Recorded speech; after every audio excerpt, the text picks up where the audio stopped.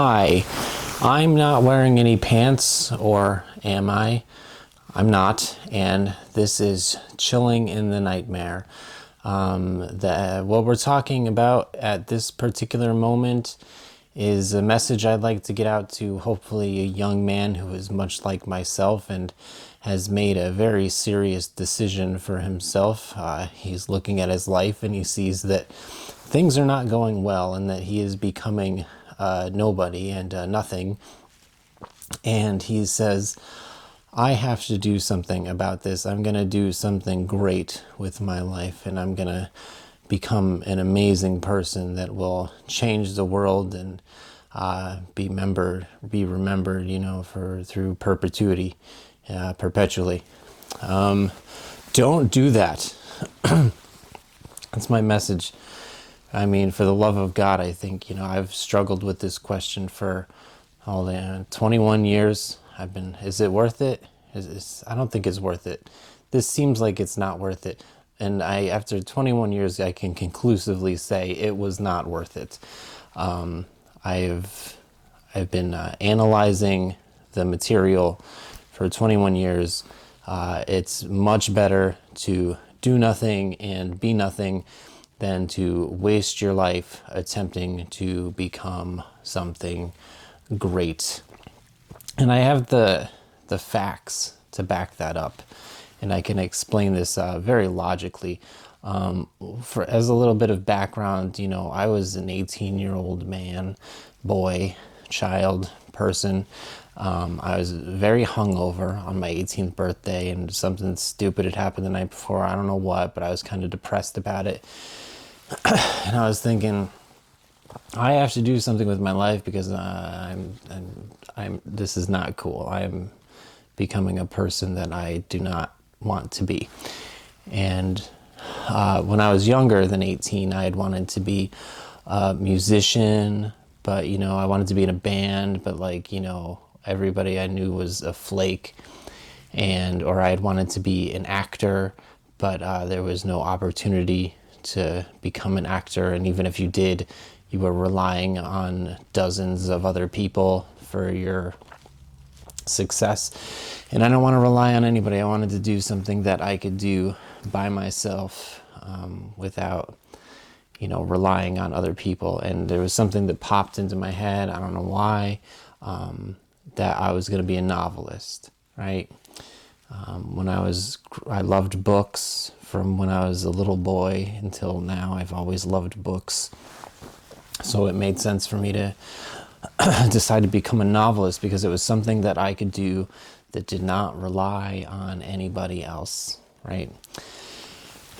Well, time goes by, and I did at some point, I think 19, I put out my first novella, and then I guess 21, I put out my first novel.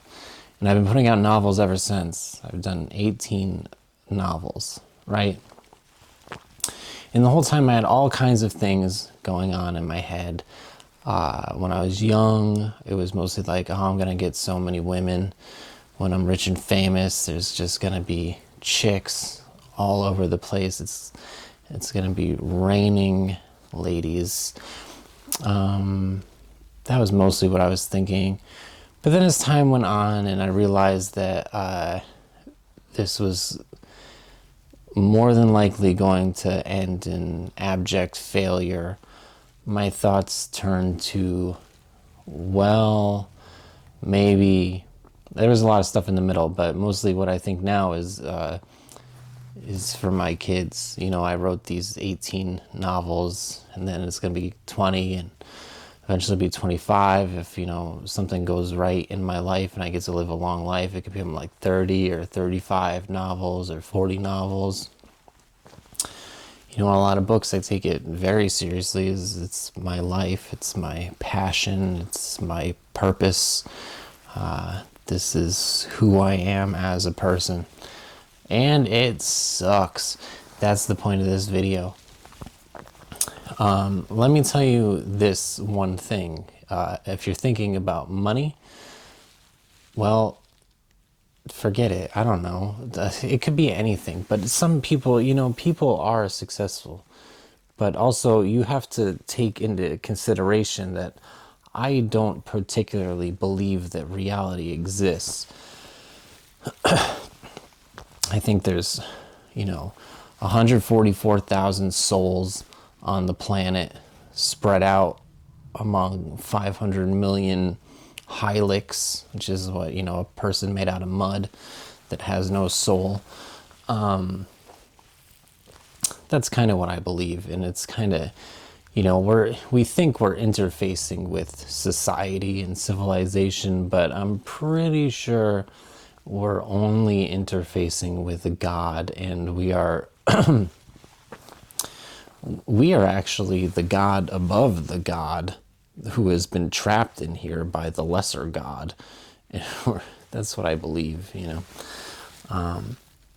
But if you're that kind of person who is like hardcore real, then there's no hope for you, because you will never be accepted by the thing that is, it puts you there. It's a prison planet, and you're trying to get the jailer to give you freedom.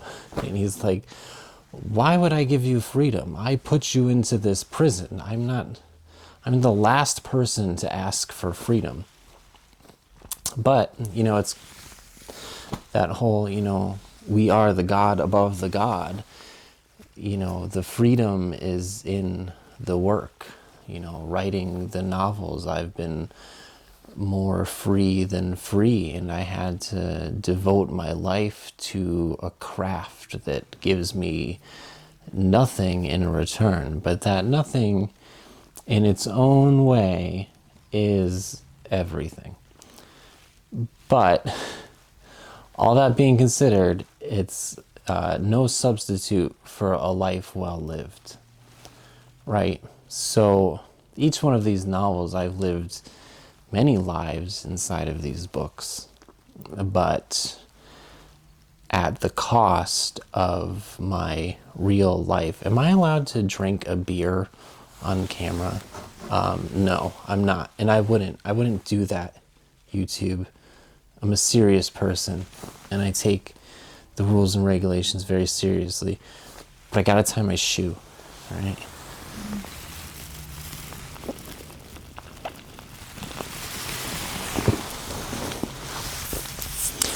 Anyway, it's no substitute for a life well lived, and if you're chasing some kind of dream, you're not going to live your life, and you're going to regret it. Because I can tell you, after 21 years of chasing a dream and getting nothing in return, that I regret it. Now, let's get down to brass tacks here. So you want to be a novelist or anything, let's name some things you can be.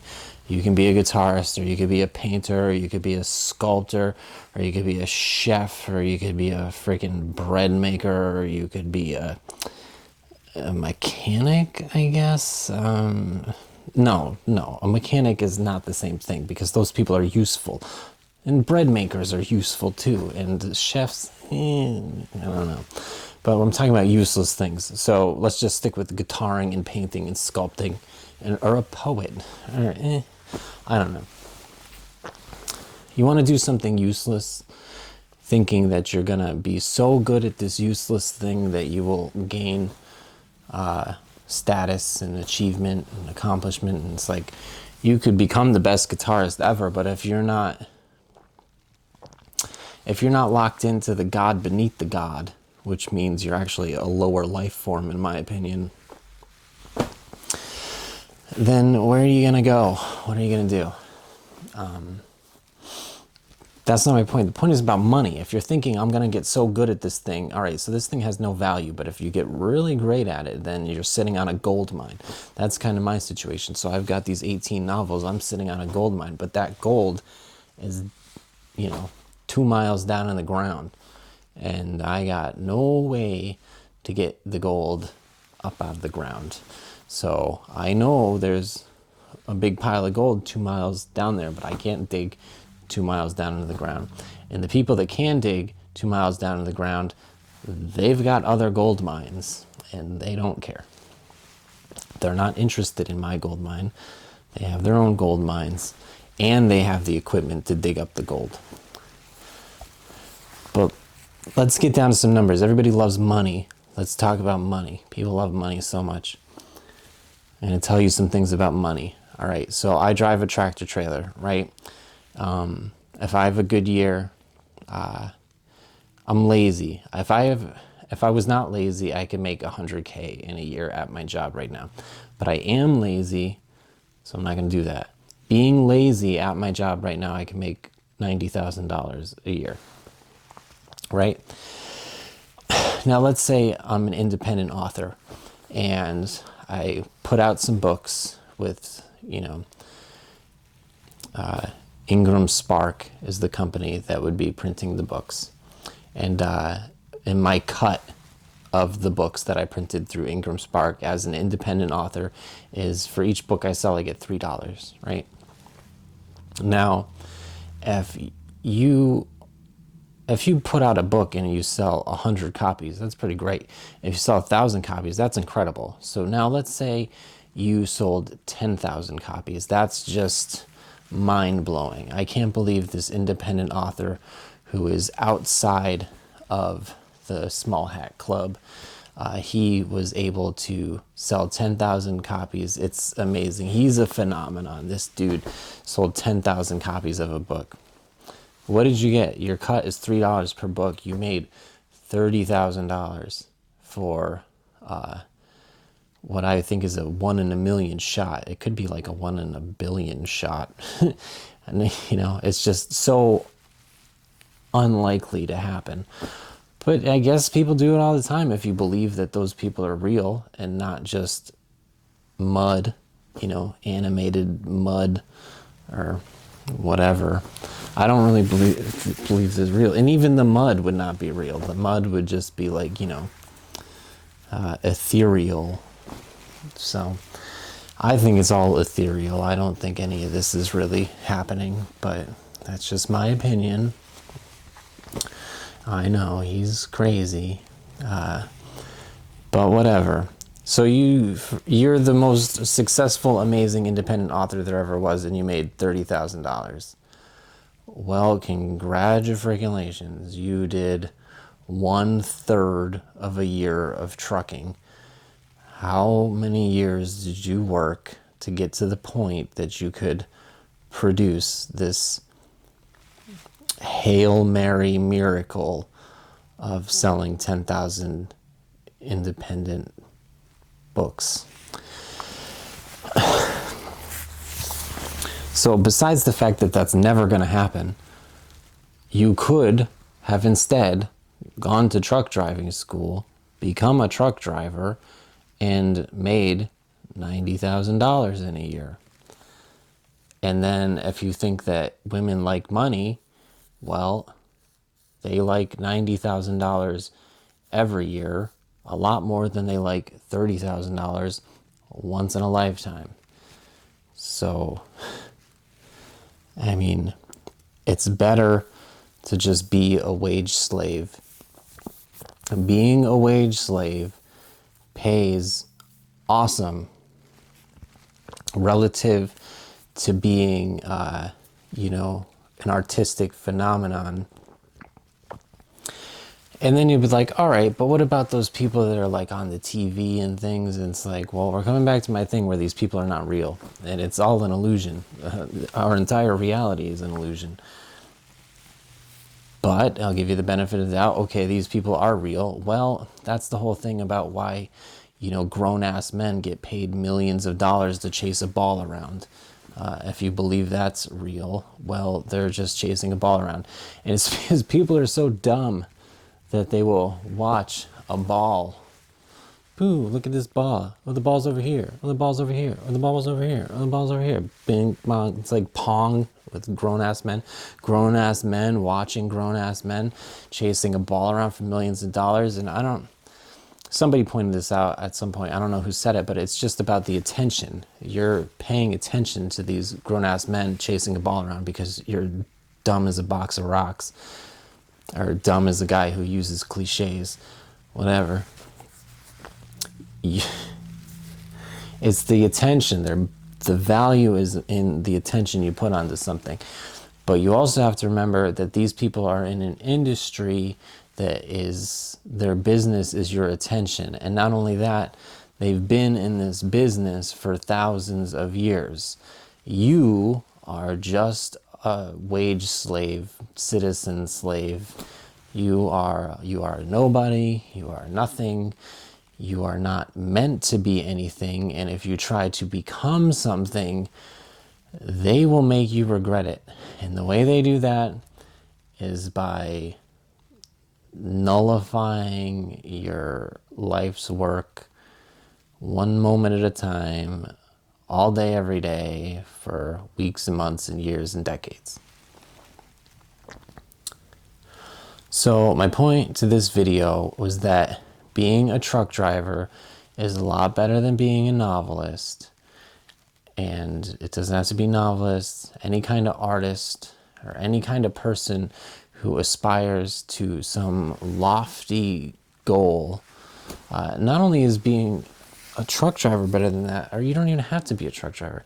Just don't do the ambition. Ambition, in my opinion, is like poison. I feel like, I'd been better off if I was a drunk or a freaking heroin addict or something. I've done pretty well with it because I've got, discipline. But there was a time when I did not have discipline, and it really was a lot like being a drunk and heroin addict, because I would give up everything to write novels. I didn't care what it was. There was nothing you could say or do or that would get between me and writing books. That's not my point. I'm going off on a whole other thing. My point is that, life is for living, and ambition will suck the life out of you, and then you won't have any left for living. And also, there's no money in it. It's better to just do what they have set up because it's there for a reason. You just lock into it and let it serve its purpose, be a cog in the machine, and learn how to be a really good cog so you don't have to think about it. And then all the life is out here. You just, like me as a truck driver, I'm just a cog in a machine, and I'm a really good cog, and then life goes on all around me as long as I serve my purpose. But I guess that's it. I just mostly wanted to mention about the money, that like a breakaway success as an independent artist is like, even that is not worth very much relative to being a wage slave. If money is what you care about, being a wage slave is actually pretty sweet. So that's the end of this video. Deuces.